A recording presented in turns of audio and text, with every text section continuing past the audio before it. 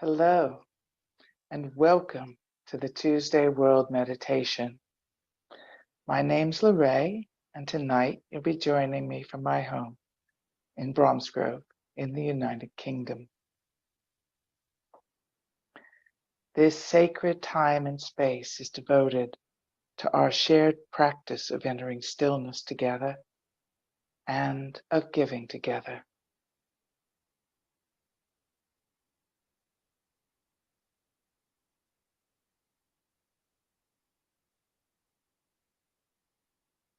Let us first surround and protect ourselves with the love and the grace of God.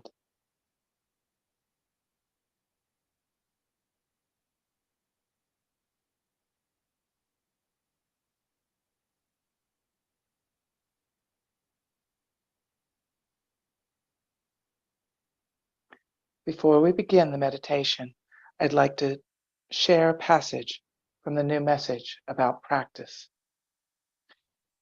Something I wanted to do tonight was focus on a revelation that helps me address my weaknesses. Strengths, it's always good, it's always great to know your strengths, but I find that I really need to focus on my weaknesses. Otherwise, I don't function as well as a student. And so with that in mind, I'd like to read from the Watchtower on February 17, 2009, in Boulder, Colorado. It is very tragic that people are so unaware of what is happening in thoughts, problems, and concerns. It is a remarkable thing that the most intelligent creature should be functioning in such an unintelligent manner. For the animals in the fields and the birds in the air are always watching their environment, always checking to see where things stand. Of course, they must do this to survive. But for humanity, so long sheltered in the wealthy nations from the vicissitudes of life, and so reliant upon authority figures to define reality and to provide insulation, much of this natural ability and acuity has been lost. This is not living in fear.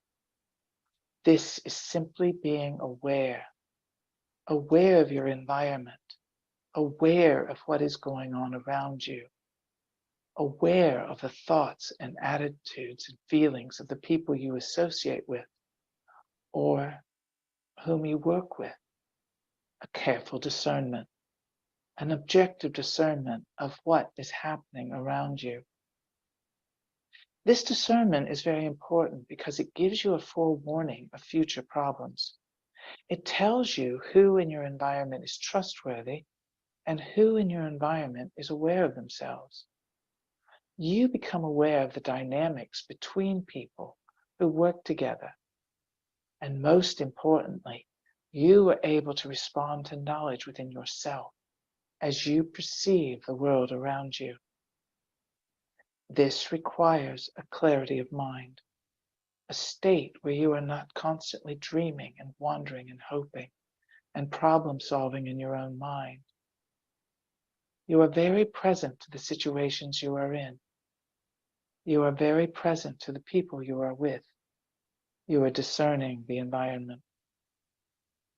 This is especially important for people because the mental environment in which you live, the environment of thought and influence, is complex and has great impact upon people emotionally and carries with it great consequences in the kind of experience that people have in their lives. Here, part of your spiritual practice is to cultivate a watchtower where you look at the world around you and you look at your circumstances with great objectivity, discerning any problems before they arise, discerning hazards before they become upon you, discerning the nature and intentions of people around you, and whether any of them have yet discovered the power and the presence of knowledge within themselves. This is an antidote to self-obsession, and really to obsession of any kind. because you cannot be paying attention to your own inner experience and the world around you and be obsessed with other things. Here, going to your here up in your watchtower to look at the horizon of the world, to look at your immediate circumstances, to be watchful for hazards or problems and opportunities as they arise, is not something you do just once in a while. It is actually part of your spiritual practice, something around which you develop a set of skills. Here, you practice stilling your mind to be observant. Here, instead of immediately judging the world or reacting to situations around you, you begin to discern them more objectively. You check your own reactions and impulses so that you may become aware.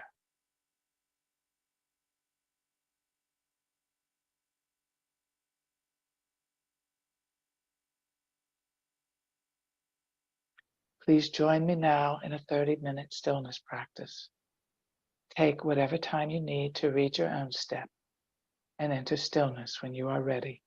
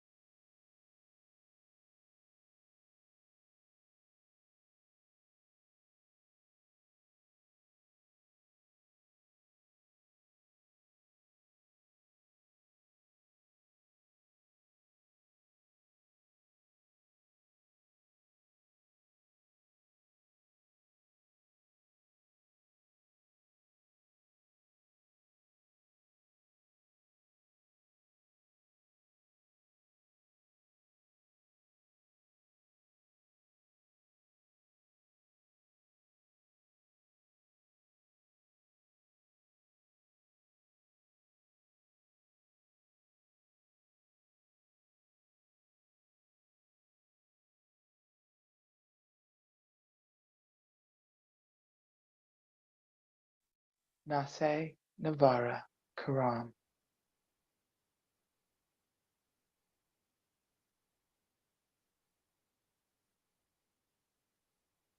While we are in this place of stillness, I'd like to share a passage from the new message speaking about the messenger. Tonight, I will be reading from God's Power and Presence in the World. Marshall received it on April 23rd, 2011, in Boulder, Colorado.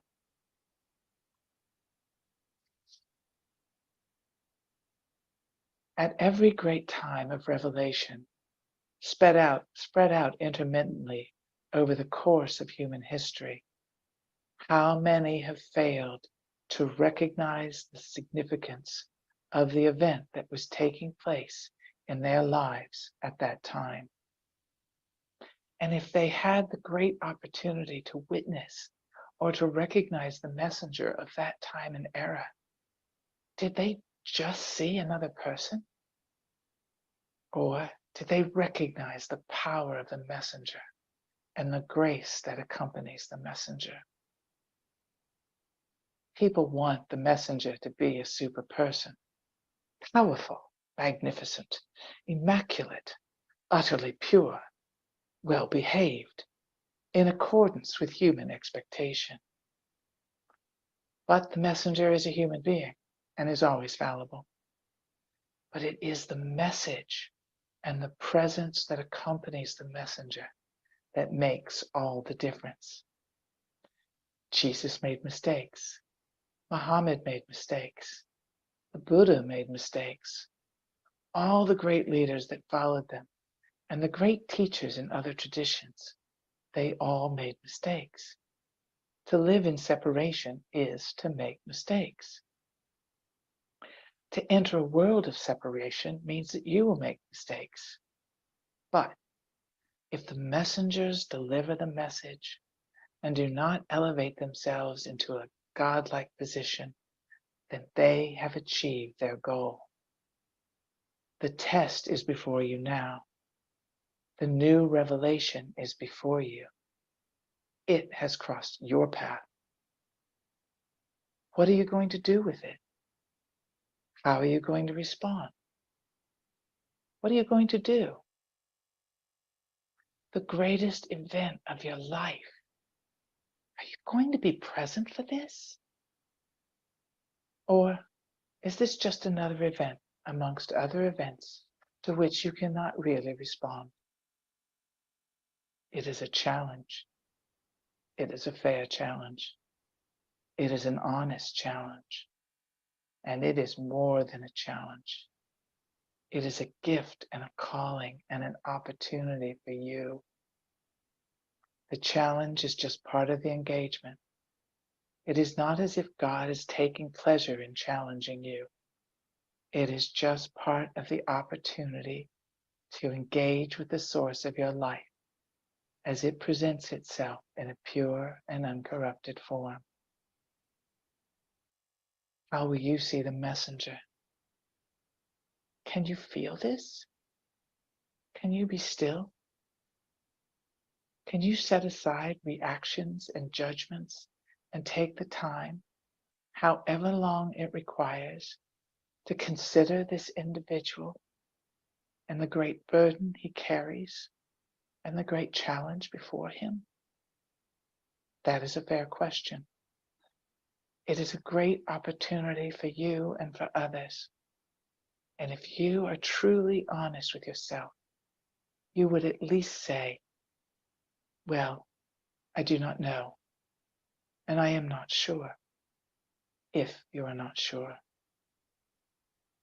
At this time of revelation, God's power and presence reasserts itself in the world. A new revelation revealing the great change that is coming to the world and humanity's destiny in a greater community of life in the universe, and the great challenges that will require and place upon the entire human family.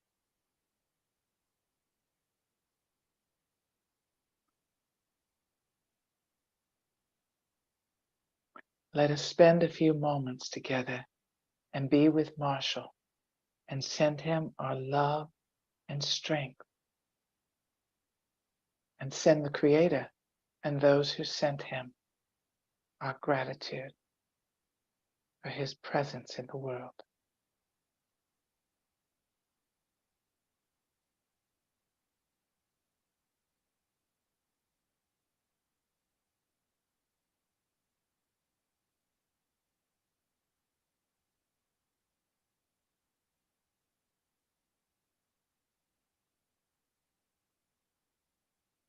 Now, see if there are others in the world or in your life who need to receive this strength as well.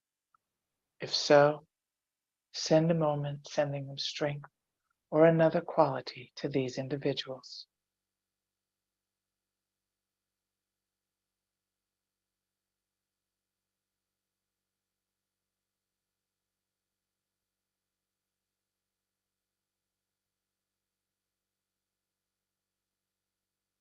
Namaste.